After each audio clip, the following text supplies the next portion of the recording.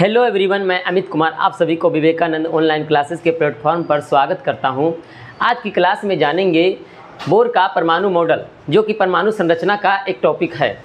इससे पहले हम जाने थे रदरफोर्ड का परमाणु मॉडल तथा थॉमसन का परमाणु मॉडल। इन सब में हम बारी बारी से समझ गए थे। थॉमसन के परमाणु मॉडल में जाने थे कि इलेक्ट्रॉन और प्रोटॉन परमाणु में समान रूप से विस्तृत रहते हैं, समान रूप से फैले रहते हैं। और रदरफोर्ड के परमाणु मॉडल में जाने थे कि परमाणुओं में इलेक्ट्रॉन प्रोटॉन समान रूप से विस्तृत नहीं रहते हैं, बल्कि परमाणुओं के अंदर एक भारी कण होते हैं जो नाभिक कहलाते हैं, और उनके चारों तरफ, नाभिक के चारों तरफ अपनी वृत्ताकार पथों में इलेक्ट्रॉन चक्कर काटते रहते हैं। इसी के बारे में हम समझे थे। आज हम बोर के परमाणु मॉडल में पूरा विस्तार पूर्वक जानने का यही प्रयास करेंगे कि जो इलेक्ट्रॉन जो है ये नाभिक के चारों तरफ जो घूमती है वो किस प्रकार घूमती है, क्या घूमती है या परमाणु में नाभिक में ये गिर जाती है, कैसे घूमती है, इन सब के बारे में ये जानेंगे। तो नील्स बोर के परमाणु मॉडल में ये जानेंगे कि सबसे पहले नील्स बोर ने ये बताने का प्रयास किए थे कि नील्स बोर के पहले किस आधार पर ये परमाणुओं का मॉडल तैयार किए थे। उन सभी आधार को पहले समझते हैं। सबसे पहले नील्स बोर ने एक डेनिश का भौतिकी वैज्ञानिक थे, डेनिश के रहने वाले थे, भौतिकी वैज्ञानिक थे। नील्स बोर ने रदरफोर्ड द्वारा प्रस्तुत नाभिकीय मॉडल, जो रदरफोर्ड ने नाभिकीय मॉडल को दिए थे, यानी कि रदरफोर्ड ने बताया था कि परमाणु के अंदर जो नाभिक होते हैं, ये जो मॉडल रदरफोर्ड ने दिए थे, इसको नाभिकीय मॉडल के दोषों को प्लैंक क्वांटम सिद्धांत द्वारा, नाभिकीय मॉडल के जो कुछ दोष थे रदरफोर्ड के, ये प्लैंक क्वांटम सिद्धांत की सहायता से ये दूर किया गया था। ये प्लैंक क्वांटम सिद्धांत की सहायता से इसमें दूर किए हैं। वो कैसे दूर किए हैं इसके बारे में आगे हम समझेंगे। प्लैंक क्वांटम सिद्धांत के द्वारा ये कैसे दूर किए हैं इसके बारे में हम अभी आगे समझेंगे। फिर सहायता से दूर किया और एक मॉडल प्रस्तुत किया जिसे बोर का परमाणु मॉडल कहा जाता है। अर्थात ये कहना चाहते हैं कि नील्स बोर ने जो पूरा रदरफोर्ड ने जो परमाणु मॉडल दिए थे, नाभिकीय मॉडल, उसमें कई सारे दोष मिले, कई सारे दोष इसमें मिले। इन सभी दोषों को दूर करने के लिए नील्स बोर ने प्लैंक्स क्वांटम सिद्धांत का सहायता लिया। प्लैंक्स क्वांटम सिद्धांत का सहायता लिया, ये क्या है जो अभी आगे जानेंगे। इसका सहायता लिया और मॉडल को प्रस्तुत किया, परमाणु का एक नया मॉडल को प्रस्तुत किया जिसे बोर का परमाणु मॉडल कहा गया। इसके बारे में इतना तक हम समझे। अब हम समझते हैं, थोड़ा सा पिछले क्लास पर हम आ जाते हैं कि रदरफोर्ड के आखिर कौन से दोष थे जिसको दूर करने के लिए नील्स बोर साहब आए थे। आखिर दोष को तो पहले समझ जाते हैं, तो हम आपको बता दें रदरफोर्ड के क्या दोष थे। जैसे कि रदरफोर्ड साहब ने बताए थे कि परमाणु के अंदर एक भारी कण है जो बीच में रहते हैं प्रोटॉन और न्यूट्रॉन, और साइड में इलेक्ट्रॉन वितरित रहते हैं। इलेक्ट्रॉन क्या रहते हैं? वितरित रहते हैं साइड में। तो इसमें से तो प्रोटॉन प्लस वाले आवेश का है, इलेक्ट्रॉन माइनस वाले आवेश का है। तो ऐसा भी तो हो सकता है कि प्रोटॉन प्लस वाले, इलेक्ट्रॉन माइनस वाले दोनों एक दूसरे को अट्रैक्टिव करेंगे। इसमें से भारी कण प्रोटॉन है, इलेक्ट्रॉन हल्का कण है, जिस कारण से इलेक्ट्रॉन नाभिक में खींचा जाएगा,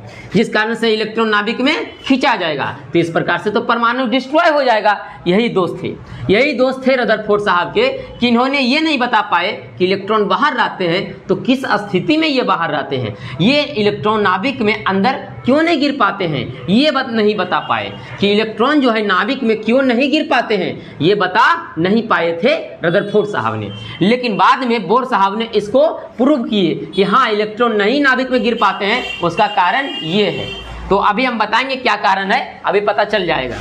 तो अभी इलेक्ट्रॉन नाभिक में नहीं गिर पाते हैं, ये प्लस वाले एक माइनस वाले दोनों दो आवेश हैं, इलेक्ट्रॉन नाभिक में नहीं गिर पाते हैं। तो ऐसे तो गिर जाना चाहिए, रदरफोर्ड के हिसाब से नाभिक में इलेक्ट्रॉन को गिर जाना चाहिए, क्योंकि ये रुके हुए हैं, इलेक्ट्रॉन क्या है? रुके हुए हैं। और रदरफोर्ड साहब ये भी बोले थे कि इलेक्ट्रॉन और नाभिक के बीच में एक बल लगती है जिसे कहा जाता है अस्थिर वैद्युत आकर्षण बल। अस्थिर वैद्युत आकर्षण बल, इन दोनों के बीच में एक बल लगती है। इस बल के जरिए तो इलेक्ट्रॉन खींचा जाना चाहिए प्रोटॉन की तरफ, लेकिन इलेक्ट्रॉन जो है प्रोटॉन की तरफ नहीं खींचा पाती है। कारण क्या है, क्यों नहीं खींचा पाती है, वो हम आगे समझेंगे। तो आइए, इसमें से बोर ने अपने परमाणु मॉडल में कई निष्कर्ष निकाले। इसमें से दो निष्कर्ष महत्वपूर्ण है। बोर के परमाणु मॉडल के दो निष्कर्ष काफ़ी महत्वपूर्ण है। उसमें से दोनों निष्कर्ष को हम दो चरण में समझेंगे, दोनों निष्कर्ष को दो चरण में समझेंगे। प्रथम चरण में हम समझते हैं। प्रथम चरण में इन्होंने बताए थे इलेक्ट्रॉन केवल उन्हीं कक्षाओं में घूमते हैं जिनका कोणीय संवेग h/2 पाई पूर्ण गुणज होता है। यानी कि इसमें बोला गया है कि इलेक्ट्रॉन वही कक्षा में घूमेंगे जिसमें कोणीय संवेग, जैसे इलेक्ट्रॉन है, ये इलेक्ट्रॉन घूम रहे हैं तो ये चारों ओर इसी तरफ घूमेंगे जिसका कोणीय संवेग, यानी कि कोणीय संवेग होता है कोई भी चीज़ जब वृत्ताकार पथ पर घूमती है तो उसका कोणीय संवेग होता है, जिसको हम ओमेगा से सूचित करते हैं। कोणीय संवेग होता है, ठीक है, तो ओमेगा से सूचित करते हैं कोणीय संवेग। तो कोणीय संवेग जिसका कोणीय संवेग का गुणज होना चाहिए, कोणीय संवेग का गुणज होना चाहिए NH का 2 पाई, NH का 2 पाई, h/2 पाई गुणज होनी चाहिए। n जो होती है क्वांटम संख्या, यानी कि कितनी कक्षाओं में ये रह रहे हैं, उसके अनुसार से क्वांटम संख्या निकलती है। क्वांटम संख्या क्या है वो भी आगे पता चलेगी। इसके अनुसार से क्वांटम संख्या निकलती है, उसी क्वांटम संख्या के आधार पर h/2 पाई होनी चाहिए, गुना के अनुसार से रहना चाहिए, तब वही कक्षा में घूमेंगे, वही कक्षा में इलेक्ट्रॉन घूम पाएंगे। ये बताए थे प्रथम चरण में इलेक्ट्रॉन केवल उन्हीं कक्षाओं में घूमते हैं जिसका कोणीय संवेग h/2 पाई का पूर्ण गुणज हो। h/2 पाई का पूरा गुणज है। जैसे h को कहा जाता है प्लैंक नियतांक, इसका मान कितना होता है 6.6 गुना 10⁻34 जूल पर सेकेंड, -34 जूल पर सेकेंड इतना होती है। तो h का प्लैंक नियतांक कितना होता है 6.6 गुने 10⁻34 जूल पर सेकेंड होती है, इतना होती है। फिर इसमें जैसे में ये देखा गया, तो जैसे में माना गया कि माना कि m द्रव्यमान की एक इलेक्ट्रॉन है, यानी कि यहाँ पर ये इलेक्ट्रॉन घूम रहे हैं, इसका द्रव्यमान कितना है m दे दिया है, क्या है द्रव्यमान जिसका m है। माना कि m द्रव्यमान की कोई एक इलेक्ट्रॉन है और ये इलेक्ट्रॉन की त्रिज्या, यानी कि त्रिज्या r त्रिज्या की एक कक्षा में घूम रहे हैं, यानी कि यहाँ से यहाँ तक की दूरी r है, क्या है r है। ये बता दिया कि दूरी r है जो कि कक्षा में है, यानी कि सेल में r है। तो v वेग से घूम रही है, तो ये कौन सा वेग से घूम रही है इलेक्ट्रॉन, घूमने का वेग भी तो होगा v, तो v वेग से ये इलेक्ट्रॉन घूम रही है। घूमने के साथ साथ तो क्या होगा, तो इलेक्ट्रॉन का कोणीय संवेग क्या होगा, तो इलेक्ट्रॉन का कोणीय संवेग होता है, जानते फार्मूला mvr, ये होती है कोणीय संवेग का फार्मूला होती है ओमेगा बराबर mvr। m से होती है द्रव्यमान और v से होती है वेग, होती है r से त्रिज्या। जैसे कि यहाँ पर कोई केंद्र में माना कि कोई यहाँ पर लटका देंगे किसी वस्तु को रस्सी के जरिए या फिर किसी डोरी के जरिए, किसी रस्सी के जरिए हम एक वस्तु को लटका देंगे, इसको चारों तरफ घुमाएंगे, तो घुमाने के बाद इस वस्तु का कोणीय संवेग कितना होगा, तो इस वस्तु का हमें द्रव्यमान निकालना पड़ेगा, पहले इस वस्तु का द्रव्यमान निकालना पड़ेगा और इस वस्तु कितना वेग से घूम रहा है इस वेग को निकालना पड़ेगा। तो इस वेग को निकालना पड़ेगा और त्रिज्या निकालनी पड़ेगी कि कितनी त्रिज्या है इस वस्तु का, यहाँ से यहाँ तक की वस्तु कितना दूरी तक है केंद्र से, वो त्रिज्या निकालना पड़ेगा, तब कोणीय संवेग निकलेगी इस वस्तु का कोणीय संवेग निकलेगी। तो अर्थात इलेक्ट्रॉन का कोणीय संवेग किसका, इलेक्ट्रॉन का कोणीय संवेग mvr, क्या फार्मूला होती है mvr, m से मास, v से वेलोसिटी, r से रेडियस, इतना होती है। तो mvr बराबर NH/2 पाई, NH/2 पाई। n का मतलब होता है क्वांटम संख्या, यानी क्या है क्वांटम संख्या ये कक्षाओं की संख्या से निकलती है, क्वांटम संख्या कक्षाओं की संख्या से निकलती है, जिसके बारे में हम आगे बताएंगे कि क्वांटम संख्या कैसे निकलती है, वो एक अलग टॉपिक बन जाते हैं क्वांटम संख्या। तो जैसे कि आप लोग पढ़े होंगे, आप लोग नहीं पढ़े होंगे तो हम यहाँ पर बता देंगे कि क्वांटम संख्या क्या होती है। नाभिक के चारों ओर अनेक कक्षाएं होती है, नाभिक के चारों ओर, फिर इस निष्कर्ष से साफ पता चलता है, इन्होंने साफ बता दिए बोर साहब ने कि नाभिक के चारों ओर अनेकों कक्षाएं होती है। इसमें तो बताया गया इलेक्ट्रॉन के बारे में कि इलेक्ट्रॉन पूरे परमाणु के चारों तरफ वृत्ताकार पथों में अनेक पथों पर चक्कर काटती है, अनेकों पथों पर चक्कर काटती है, ठीक है, अनेकों पथों पर अनेकों कक्षाएं होती है, जिसमें से सभी कक्षाएं पर ये चक्कर नहीं काटती है, जितना इलेक्ट्रॉन होते हैं उतना ही चक्कर काटेगी, यानी कि सभी कक्षाओं पर ये चक्कर नहीं काटती है। ऐसे हो सकता है कि 4 कक्षा इसमें दिख रहा है, 1 2 3 4 कक्षा दिख रहा है, 4 में से 2 ही पर चक्कर काटे, 2 खाली ही रहे, ऐसा भी हो सकता है 2 खाली रहे, 2 ही कक्षा पर चक्कर काटे। इसीलिए बोला गया है कि इसमें अनेकों कक्षाएं होती है, लेकिन कुछ ही कक्षा पर चक्कर काटते हैं। जैसे कि यदि हीलियम कर लेते हैं, हीलियम एक तत्व है, हीलियम में 2 इलेक्ट्रॉन होते हैं, कितने इलेक्ट्रॉन होते हैं, 2 इलेक्ट्रॉन होते हैं, तो इसमें 2 ही चक्कर, एक ही कक्षा पर इलेक्ट्रॉन चक्कर काटेंगे, बाकी सारे कक्षा बच जाएंगे, बाकी सारे कक्षा क्या हो जाएंगे, बच जाएंगे। यही बोला गया है कि नाभिक के चारों ओर अनेकों कक्षाएं होती है, लेकिन इलेक्ट्रॉन नाभिक के चारों ओर कुछ निश्चित कक्षाओं में ही घूमते हैं, कुछ निश्चित कक्षाओं में ही घूमते हैं, जिसका पहले से वैल्यू निश्चित रहता है कि यही कक्षा में ये घूमेंगे, जिन्हें अस्थायी कक्षा कहते हैं। और जिस कक्षा में ये घूमते हैं उसी कक्षा को क्या कहते हैं? अस्थायी कक्षा। अर्थात इलेक्ट्रॉन अपना अस्थायी रूप से रहने के लिए अस्थायी कक्षा में जाएंगे, तो इसीलिए उसे अस्थायी कक्षा के नाम से जाना जाता है, और उसी में ये घूमते हैं, इलेक्ट्रॉन उसी में घूमते हैं। ये था प्रथम चरण में। तो कुल मिलाकर प्रथम चरण में ये सब बताए। यहाँ पर कंक्लूजन मतलब कि निष्कर्ष निकल के आया कि बोर ने परमाणु के प्रथम चरण, परमाणु मॉडल के प्रथम चरण में क्या निष्कर्ष निकाले? साफ बोले कि नाभिक के चारों ओर अनेकों कक्षा है, अनेकों कक्षा में से सभी कक्षा में ये नहीं घूमेंगे, कुछ निश्चित कक्षा में ही घूमेंगे, और उस निश्चित कक्षा को ही हम अस्थायी कक्षा के नाम से जानेंगे। ये बताया गया, जैसे कि यहाँ पर बता दिया गया। और भी घूमेंगे किस कक्षा में? जिस कक्षा का कोणीय संवेग h/2 पाई के गुणज हो, कोणीय संवेग h/2 पाई के गुणज हो। h का मान जानते हैं, h का मान कितना होती है? प्लैंक नियतांक इसको बोला जाता है, 6.6 × 10⁻⁻34 जूल पर सेकंड। और 2 पाई क्या होती है? 2 पाई का मान 22/7 बैठा देंगे, 2 का 2, 22 दूनी 44/7 हो जाएगी। इस प्रकार से निकल जाइए, तो ये MVR के बराबर होंगे, ये MVR के बराबर होंगे। तो इतना पता चल गया होगा प्रथम चरण के बारे में। नील्स बोर के प्रथम चरण के बारे में आप लोगों को पता चल गया होगा कि ये अनेकों कक्षा होती है, लेकिन अनेकों कक्षा में परमाणु नहीं घूमती है, परमाणु में इलेक्ट्रॉन नहीं घूमती है, तो इलेक्ट्रॉन कुछ निश्चित कक्षा में ही घूमती है। चलिए, इतना पता चल गया। द्वितीय चरण में हम देखेंगे कि किसी भी अस्थायी कक्षा में घूमते हुए इलेक्ट्रॉन ऊर्जा का उत्सर्जन नहीं कर सकते हैं।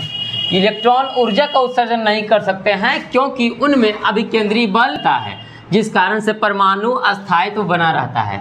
अर्थात ये कहा जा रहा है कि इसमें से कि जब भी कक्षा में ये घूमते रहते हैं, जब भी ये इलेक्ट्रॉन कक्षा में घूमते रहते हैं, सेल में घूमते रहते हैं, वृत्ताकार पथों पर घूमते रहते हैं, तो इसके अंदर जो है ऊर्जा, जो इलेक्ट्रॉनों के अंदर जो कुछ ऊर्जा है उसका उत्सर्जन नहीं होता है, बाहर नहीं निकलता है। अर्थात हम यहाँ पर बता सकते हैं कि कोई भी वृत्ताकार केंद्र है, इसके चारों तरफ कोई सर्कुलर मोशन करता है। सर्कुलर मतलब है कि वृत्तीय गति जब कोई करता है तो केंद्र से उस वस्तु पर, जो वस्तु वृत्तीय गति कर रहा है, केंद्र के सापेक्ष जो वस्तु वृत्तीय गति कर रहा है, तो केंद्र से उस वस्तु पर एक बल लगता है, जिस बल को हम कहते हैं अभिकेंद्री बल। क्या कहते हैं? अभिकेंद्री बल कहते हैं। जब किसी केंद्र से किसी वस्तु पर बल लगे, जो वस्तु वृत्ताकार पथ में गति करे, उसे अभिकेंद्री बल कहते हैं। ये बल लगाते रहते हैं और उसको धकेलते रहते हैं, दूर करते रहते हैं, धकेलते रहते हैं। तभी ये व्यक्ति क्या हो जाते हैं? घूमते घूमते कभी कभी केंद्र की तरफ झुक जाती है। आप ही सोचिए, जब किसी केंद्र के सापेक्ष आप चारों तरफ घूमिएगा तो आप केंद्र की तरफ झुक जाइएगा। क्यों? क्योंकि उस बल को बैलेंस करने के लिए, क्योंकि ये बल धकेलती है, दूर करती है, अप्रोच करती है, जिस कारण से उसको बैलेंस करने के लिए हम लोग झुक जाते हैं, और झुकने के बाद हम लोग बैलेंस बने रहते हैं और चारों तरफ घूमते हैं। जैसे आप लोग देखे होंगे मौत के कुआं में जब मोटरसाइकिल गाड़ी चारों तरफ घूमती है तो बैलेंस बनी रहती है और झुकी हुई रहती है। वो क्या होती है? झुक जाती है, और वो गिर भी नहीं पाती है, क्योंकि केंद्र से एक बल लग पाता है, केंद्र से बल लगता है, जिसे कहते हैं अभिकेंद्री बल कहते हैं। तो उसी बल लगने के कारण जब कोई इलेक्ट्रॉन घूम रहा है चारों तरफ, तो बीच में नाभिक जो है अभिकेंद्री बल लगा रहा है। अभिकेंद्री बल लगने के कारण नाभिक नहीं लगा रहा है, केंद्र से ऑलरेडी अभिकेंद्री बल लग रहा है।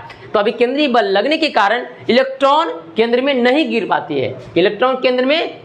पाती है, और वो चारों तरफ घूमते रह जाती है। वो चारों तरफ क्या होती है? घूमते रह जाती है। तो यहाँ तक आप समझ गए होंगे। फिर जब किसी परमाणु को बाहर से कोई ऊर्जा मिलती है, या फिर कोई परमाणु है, माना कि ये परमाणु है, परमाणु का ये केंद्र हुआ, ये प्रथम सेल, द्वितीय सेल, तृतीय सेल, प्रथम कक्षा, द्वितीय कक्षा और तृतीय कक्षा, तो 3 प्रकार की एक कक्षा है। तो इन तीनों में से परमाणु के इन तीनों कक्षाओं में से हम एक्स्ट्रा बाहर से एनर्जी दे दें। बाहर से क्या दे दें? एनर्जी दे दें। इस परमाणु में जब बाहर से कोई एनर्जी पड़ती है तो ये परमाणु क्या होती है?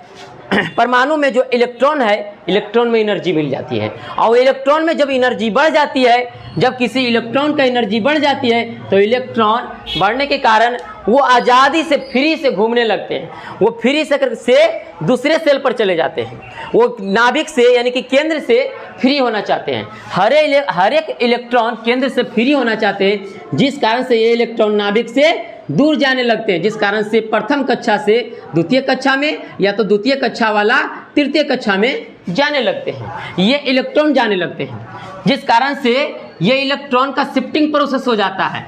ये नीचे वाले सेल से ऊपर वाले सेल की ओर, नीचे वाले सेल से ऊपर वाले सेल की ओर शिफ्टिंग हो जाती है इलेक्ट्रॉनों की। इलेक्ट्रॉन की शिफ्टिंग कब होती है? जब इसकी एनर्जी बढ़ जाती है। एनर्जी क्या हो जाती है? बढ़ जाती है। तो कह सकते हैं द्वितीय सेल में एनर्जी इसका बढ़ी हुई है, द्वितीय सेल में इसका एनर्जी क्या हुई है? इलेक्ट्रॉनों की एनर्जी बढ़ी हुई है, और प्रथम सेल में इलेक्ट्रॉनों की एनर्जी घटी हुई है। प्रथम सेल में इलेक्ट्रॉनों की एनर्जी घटी हुई है और द्वितीय सेल में इलेक्ट्रॉनों की एनर्जी बढ़ी हुई है। जब एनर्जी बढ़ी हुई है तो इसका एनर्जी ज़्यादा, इसका एनर्जी कम, इसका एनर्जी ज़्यादा, इसका एनर्जी कम। लेकिन हाँ, ये जाती तो है, लेकिन यहाँ पर ज़्यादा देर तक ठहरती नहीं है। ये जाती है, ज़्यादा देर तक नहीं ठहरती है। ये 10 का पावर -8 सेकेंड, 10 का पावर -8 सेकेंड अर्थात 0.000000001 सेकेंड में तक ये रुकती है। बस इतना देर तक रुकती है और चल आती है। लगभग में प्रकाश के चाल जितना स्पीड है उतना स्पीड ये गति कर सकती है। ऐसा लग रहा है, ऐसा लग रहा है कि लगभग में जाती है तुरंत आती है, जाती है तुरंत आती है। तो इतना स्पीड से जाएगी और रुकवो नहीं करेगी, बहुत कम रुकेगी और तुरंत चलाएगी। तो लग रहा है कि प्रकाश की चाल के जैसा एक तरंग निकल रहा है। क्या निकल रहा है? तरंग। गई और आई, गई और आई, ये तरंग निकल रहा है। किसका तरंग निकल रहा है? इलेक्ट्रॉनों का तरंग। इलेक्ट्रॉन जाती है और आती है, इसका तरंग निकल रहा है। तो वही बोला गया कि जाने के दौरान और आने के दौरान, जाने के दौरान यानी कि कितना एनर्जी उसको मिला था और गया, जाने के बाद एनर्जी खत्म, फिर वापस वहीं आ गया, वापस वहीं आ गया। तो जाने के दौरान, आने के दौरान जो एनर्जी इमिट किया, उत्सर्जित किया, वही एनर्जी एक वेवलेंथ के बराबर होती है, यानी कि एक तरंग के बराबर होती है। आप ही बताइए, जब इलेक्ट्रॉन तेजी से दूसरे कक्षाओं पर चल गया था, दूसरे कक्षाओं पर चल गया था और फिर लौट के आया, तो आप ही बताइए क्या एक तरंग का निर्माण नहीं हुआ? क्योंकि ये तो काफ़ी तेजी से चल रही है, ये काफ़ी तेजी से चल रही है, तो एक तरंग का निर्माण हुआ। और एक तरंग का निर्माण हुआ तो एक तरंग का जब निर्माण हुआ तो इस तरंग का कुछ ना कुछ तो एनर्जी होगी ही, इस तरंग का कुछ ना कुछ एनर्जी होगी। एनर्जी वही होगी जो इलेक्ट्रॉन गया और आया, जाने में जो एनर्जी खपत किया और आने में जो एनर्जी खपत किया, ये दोनों में जो एनर्जी उसका गया, वही एनर्जी जो बढ़ा हुआ एनर्जी था वही एनर्जी के बराबर ना होगा। इलेक्ट्रॉन का एक कक्षा से दूसरे कक्षा पर गया, एक कक्षा से दूसरे कक्षा पर जाने में जो एनर्जी खपत हुआ, वही एनर्जी से जो वेवलेंथ बना, तरंग बना, वही तरंग का एनर्जी, दोनों समान ना होगा। यहाँ से जाने में तरंग का एनर्जी और यहाँ से इलेक्ट्रॉनों की गति के दौरान, जो इलेक्ट्रॉन पर एनर्जी बढ़ा था, ये एनर्जी और तरंग का एनर्जी दोनों तो बराबर ही होगा और दोनों की एनर्जी बराबर होगा। जैसे कि यहाँ पर देख सकते हैं, यहाँ पर बोला गया कि जब किसी परमाणु में बाहर कोई ऊर्जा मिलती है, बाहर से कोई ऊर्जा मिलती है, तो उसका कोई इलेक्ट्रॉन उसका कई इलेक्ट्रॉन यानी कि कोई भी इलेक्ट्रॉन अपनी कक्षा को छोड़कर ऊंची वाले कक्षा में चला जाता है, ऊंची वाले कक्षा में शिफ्ट हो जाती है। परंतु ऊंची कक्षा में इलेक्ट्रॉन केवल 10 का पावर -8 सेकेंड तक ही ठहर सकती है, 10 का पावर -8 सेकेंड तक ही ठहर सकती है। अपनी निची कक्षा में फिर वापस चलाते हैं जो एक तरंग का निर्माण करती है, तथा वापस लौटते समय दोनों कक्षाओं की ऊर्जा का अंतर, दोनों कक्षाओं में ऊर्जा का अंतर, जो ऊर्जा का अंतर था वही तो था तरंग की ऊर्जा। जो इन दोनों कक्षाओं में आने के दौरान जो तरंग का निर्माण हुआ, वो तरंग का ऊर्जा, और दोनों में जो ऊर्जा का अंतर है, दोनों को तो बराबर ही है, दोनों में कक्षाओं में ऊर्जा का अंतर और क्या था? ऊर्जा का अंतर अब विद्युत चुम्बकीय तरंगों के रूप में उत्सर्जित कर देता है। यानी कि जाता है और आता है तो एक विद्युत चुम्बकीय तरंग उत्सर्जित कर देता है, यानी कि तरंग बन जाती है। इसे कहते हैं विद्युत चुम्बकीय तरंग कहते हैं। ये विद्युत चुम्बकीय तरंगों में ये उत्सर्जित कर देते हैं। ये कैसे होते हैं? तो अभी आपको बता दिए कि यहाँ से वहाँ अगला कक्षा में शिफ्ट करेंगी, यहाँ से अगला कक्षा में शिफ्ट करेगी, जाएगी और आएगी तो एक तरंग का निर्माण करेगा, बहुत तेज़ी से गति होगी, तरंग का निर्माण करेगी, वही विद्युत चुम्बकीय तरंग है। तो उस विद्युत चुम्बकीय तरंग की ऊर्जा कितनी होगी? तो जितना इलेक्ट्रॉन में ऊर्जा बढ़ा होगा वही ना ऊर्जा होगी। तो बढ़ा कितना होगा, तो ये देखेंगे कितना ऊर्जा बढ़ा है, तो देखेंगे द्वितीय सेल में इलेक्ट्रॉनों की ऊर्जा और प्रथम सेल में इलेक्ट्रॉनों की ऊर्जा, दोनों को घटा देंगे, दोनों में अंतर निकालेंगे, वही ना बढ़ा होगा, और वो बढ़ा होगा तो वही तरंग की ऊर्जा होगा, वही तरंग की ऊर्जा होगा। ठीक है, तो यदि ऊंची कक्षा में इलेक्ट्रॉनों की ऊर्जा E1, ऊंची कक्षा में इलेक्ट्रॉनों की ऊर्जा कितना E1 तथा नीची कक्षा में इलेक्ट्रॉनों की ऊर्जा E2, तो इलेक्ट्रॉनों द्वारा उत्सर्जित तरंग कितना होगा, तो उत्सर्जित तरंग बराबर क्या होता है, आप लोग पढ़े होंगे, तरंग का एनर्जी बराबर ऊर्जा बराबर होता है h न्यू, न्यू से होता है आवृत्ति, न्यू को कहते हैं आवृत्ति को यदि किसी तरंग के आवृत्ति को हम h से यानी कि प्लैंक नियतांक से गुना कर देते हैं तो उस आवृत्ति का ऊर्जा निकल जाती है, उस आवृत्ति का ऊर्जा निकल जाती है। तो यदि प्लैंक नियतांक से किसी तरंग की आवृत्ति को गुना करते हैं तो उसका ऊर्जा निकल जाती है। तो ऊर्जा बराबर इसका ऊर्जा बढ़ा हुआ ऊर्जा, तो h न्यू बराबर E1 माइनस E2, यानी कि जो ऊर्जा बढ़ा, जो ऊर्जा में अंतर था दूसरा सेल और प्रथम सेल में, जो ऊर्जा में जो अंतर था, इन दोनों में ऊर्जा का अंतर और ये ऊर्जा टोटल तरंग का ऊर्जा बराबर हुआ, तो न्यू बराबर कितना होगा, ये जाएगा भागा में, ये उधर भागा में चली जाएगी, तो E1 माइनस E2 बटा H, इसीलिए न्यू बराबर फार्मूला निकल गया E1 माइनस E2 बटा H।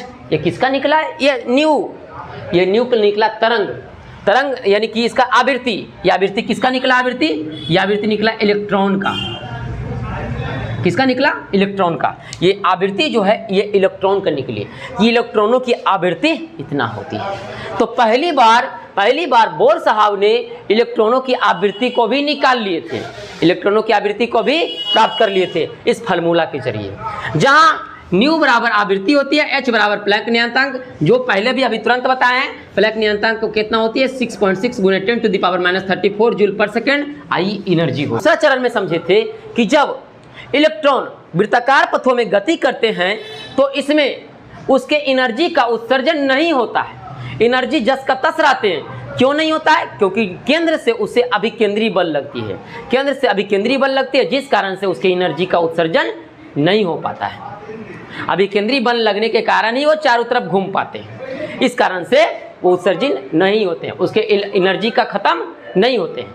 और जब किसी परमाणु में एनर्जी दिया जाता है, ऊपर से एनर्जी दिया जाता है, तो उस परमाणु में कुछ इलेक्ट्रॉनों में एनर्जी बढ़ जाती है, जिस कारण से अपनी प्रथम कक्षा से द्वितीय कक्षा में इलेक्ट्रॉन चले जाते हैं, और जाने के बाद फिर 10⁻⁻8 सेकेंड तक रहते हैं, लौट के फिर चलाते हैं। यही हम समझे थे। और इस लौट के आने के दौरान एक तरंग का निर्माण करती है, वेव का निर्माण करती है, जिसकी आवृत्ति इस बोर साहब ने निकाल दी, क्या निकाल दिए, आवृत्ति न्यू बराबर निकाल दिए E1 माइनस E2, यानी कि दूसरे कक्षा का एनर्जी माइनस पहले कक्षा का एनर्जी बटा H, यानी कि प्लैंक नियतांक। बोर के परमाणु मॉडल दोषों में ये जानेंगे कि बोर ने जो परमाणु मॉडल दिए थे इसमें कई दोष पाए गए हैं, जैसे कि जिसमें से दो दोष इसमें समझेंगे, दो दोषों को समझेंगे, यानी कि दो कमियां को समझेंगे कि क्या बात बोर साहब ने बोले थे, जो परमाणु में सही फिट नहीं बैठा, सही तरीका से नहीं बैठा, वो बात को वो बात परमाणु में सही तरीका से नहीं बैठा, वो कौन सा दो बात थे, तो दोनों बातों को समझेंगे। पहला नंबर था बोर में परमाणु मॉडल के कुछ दोष हैं, जिसमें से दो दोष निम्न प्रकार है, जैसे कि बोर के परमाणु मॉडल का पहला दोष है स्पेक्ट्रम रेखाओं के व्याख्या करने में असफल रहा। स्पेक्ट्रम रेखा यानी कि कहा जा सकता है कि जो शिफ्टिंग प्रोसेस जो था, इलेक्ट्रॉन का शिफ्टिंग प्रोसेस, यानी कि इलेक्ट्रॉन यहाँ से उठ करके यहाँ जाता था, तो जाता था वापस लौट के आता था, जो वेव का बनता था, जो तरंग बनता था, तरंग का जो निर्माण होती थी, और इस तरंग के निर्माण से इसकी कुछ एनर्जी होती थी, तो जो तरंग बनती थी, इन तरंग में से इस स्पेक्ट्रम का शिफ्टिंग प्रोसेस स्पेक्ट्रम नहीं बता पाया था। जैसे कि हाइड्रोजन में हम पढ़ेंगे, हाइड्रोजन में प्रथम से हाइड्रोजन स्पेक्ट्रम में पढ़ेंगे कि इसमें हाइड्रोजन में कई प्रकार के स्पेक्ट्रम रेखाएं बनती है, यानी कि रेखा बनती है, तरंग रेखा बनती है, एक रेखा बनती है, दो रेखा, तीन रेखा, चार रेखा, इस प्रकार से रेखा बनती है, समझे। इस प्रकार से अलग अलग चारों पाँचों रेखा को जानेंगे, लैमन सीरीज, बामन सीरीज, पाचन सीरीज, फंड सीरीज, और भी कई प्रकार के सीरीज है। इन सब को सीरीज के बारे में पढ़ेंगे, सारी रेखा के बारे में पढ़ेंगे। तो इसके बारे में व्याख्या नहीं कर पाए, इसके बारे में बोर साहब ने व्याख्या नहीं कर पाए कि ये जो रेखा, ये जो स्पेक्ट्रम यानी कि तरंग का निर्माण करती है, तरंग का निर्माण करते हैं, इस तरंग से क्या स्पेक्ट्रम का भी निर्माण होता है, इसको इसके बारे में बता नहीं पाए। आगे बोर परमाणु मॉडल में ने जीमान प्रभाव, एक जीमान प्रभाव भी होते हैं, तरंग का एक जीमान प्रभाव होते हैं, इसके बारे में भी व्याख्या करने में ये असफल रहे। यही हम पढ़ेंगे बोर के मॉडल के साथ। बोर के परमाणु मॉडल के बारे में 200 के बारे में हम जान गए। पूरा बोर का परमाणु मॉडल यहाँ तक हुआ, समाप्त हुआ। तो आई होप कि ये वीडियो आपको बहुत अच्छी लगी होगी। यदि ये वीडियो अच्छी लगी है तो इस वीडियो को लाइक करें, शेयर करें, और इस चैनल पर यदि नए हैं तो इस चैनल को सब्सक्राइब कर लें, ताकि इस चैनल पर आने वाली अच्छी से अच्छी वीडियो सबसे पहले आप तक पहुंचे और इसका आप अधिक से अधिक लाभ उठा पाएँ। चलिए, बहुत बहुत धन्यवाद आप सभी को।